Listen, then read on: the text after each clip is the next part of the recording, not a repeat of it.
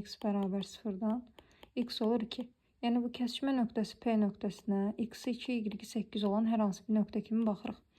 Sonra misalda deyir ki, D3 ilə D bir-birinə paraleldir. Bu D düz xəttinə paralel. Bir dənə D3 düz xətti götürürük. Burada yəni ki, bir problem yoxdur. D3-ü yazdım üstünə.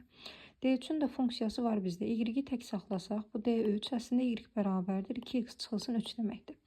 Bizim belə bir qaydamız var idi ki, 2 dənə düz xətt bir-birinə paraleldirsə, o zaman bunların k-ları eyni olur. Onda D düz xətti üçün biz yaza bilərik ki, y bərabərdir. K-sı bundan eyni olsun bucağa. Misal 2x plus b. B-si nədir bilmirəm, 3-dürmü, 5-dürmü?